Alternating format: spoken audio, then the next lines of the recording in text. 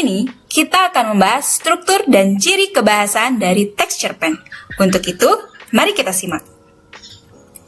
Tujuan pembelajaran hari ini, kakak akan memahami struktur teks cerpen, mengidentifikasi struktur teks cerpen, dan menjelaskan ciri-ciri kebahasaan dari teks cerpen. Untuk yang pertama, yakni struktur teks cerpen. Struktur teks cerpen terbagi menjadi 5 tahapan. Perkenalan, komplikasi, klimaks, penyelesaian, dan amanat. Nah, ini adalah kelima tahapan dari struktur teks cerpen. Perkenalan. Bagian ini memperkenalkan siapa para pelaku, apa yang dialami pelaku, dan di mana terjadinya peristiwa. Jadi, pada bagian perkenalan, biasanya selain pelaku ada juga latar. Nah, latar ada apa saja? Ada latar, tempat, suasana, dan waktu. Itu dimunculkan di perkenalan. Komplikasi. Dalam bagian ini, konflik muncul dan para pelaku mulai beraksi terhadap konflik, kemudian konflik meningkat. Nah, pada bagian ini, awal munculnya suatu peristiwa yang akan terjadi di bagian konflik. Klimaks. Dalam bagian ini, konflik mencapai puncaknya. Mengapa seperti itu? Karena awal munculnya suatu peristiwa, disinilah bagian konflik atau peristiwa itu semakin memuncak. Penyelesaian. Dalam bagian ini, konflik terpecahkan dan menemukan penyelesaiannya. Jika tadi sudah muncul permasalahan dan semakin memuncak, maka akan kembali menurun di tahap penyelesaian. Terakhir, amanat.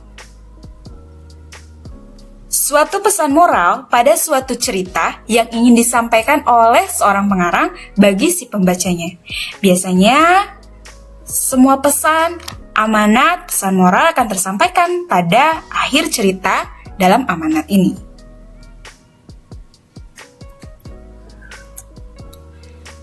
Oke, itu tadi struktur teks cerpen. Ya, ada 5 tahapan.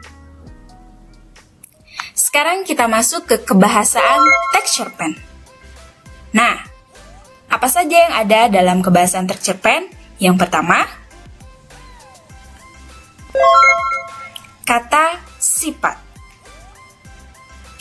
Kata sifat di sini terbagi menjadi beberapa jenis ya, Kak. Ada mendeskripsikan sifat, karakter, atau keadaan. Contohnya sehat, cantik, gaduh. Menjelaskan warna, merah, kuning, hijau, dan lainnya. Menjelaskan ukuran ada tebal, besar, kecil. Menjelaskan bentuk, lurus, bujur, bulat. Menjelaskan jarak, hampir, jauh, dekat, bisa juga ya. Menjelaskan waktu, lama, lekas. Nah, kemudian menjelaskan perasaan, malu, gembira, seperti itu. Menjelaskan cara, lincah, lambat, gesit. Biasanya kalau cara ini ada kata bantu konjungsi dengan, seperti itu. Kemudian ada apa lagi selain kata sifat? Nah, ada kalimat ekspresif dan kalimat deskriptif.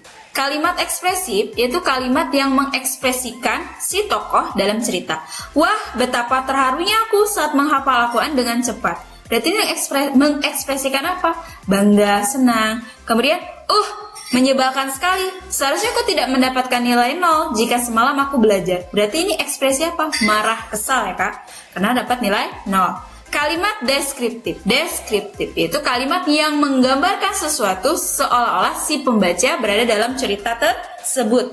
Wajahnya yang kecil terlihat lebih segar dan merona saat ia mengambil air wudhu.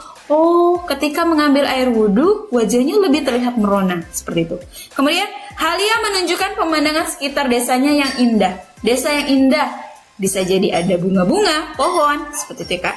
Kemudian ada majas. Majas secara umum yang digunakan dalam teks cerpen ada 4 poin. Perbandingan, pertentangan, sindiran, dan penegasan. Perbandingan. yaitu gaya bahasa yang digunakan untuk menyandingkan ataupun membandingkan objek yang satu dengan objek lainnya.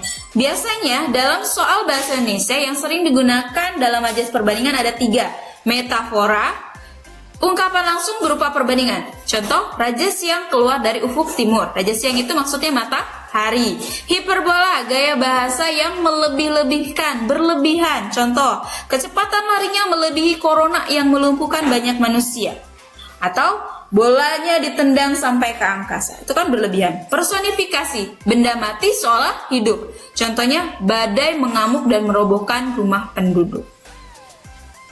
Kemudian ada majas pertentangan, yaitu gaya bahasa yang menggunakan kata-kata kias yang bertentangan dengan maksud asli dari si penulis. Tua, muda, besar, kecil ikut meramaikan perlombaan. Selanjutnya majas sindiran, yaitu gaya bahasa yang menyatakan sindiran untuk meningkatkan kesan dan pengaruhnya terhadap pembaca. Contoh, bagus sekali tulisanmu, saking bagusnya sampai tidak dapat terbaca. Ini majas ironi. Oke, selanjutnya tadi yang terakhir ada majas penegasan. Nah, majas penegasan yaitu gaya bahasa yang menyatakan penegasan atau pengulangan untuk meningkatkan kesan dan pengaruhnya terhadap pembaca. Contohnya, marilah kita sambut pahlawan kita, marilah kita sambut idola kita, dan marilah kita sambut putra bangsa. Ini adalah majas repetisi, pengulangan dari kata marilah. Nah, teman-teman sekalian atau kakak-kakak sekalian, itulah ciri kebahasan yang ada dalam teks cerpen, ya. Mulai dari kata sifat, kemudian ada kalimat ekspresif, kalimat deskriptif, dan majas. Itu saja yang bisa Ustazah sampaikan untuk pertemuan kali ini.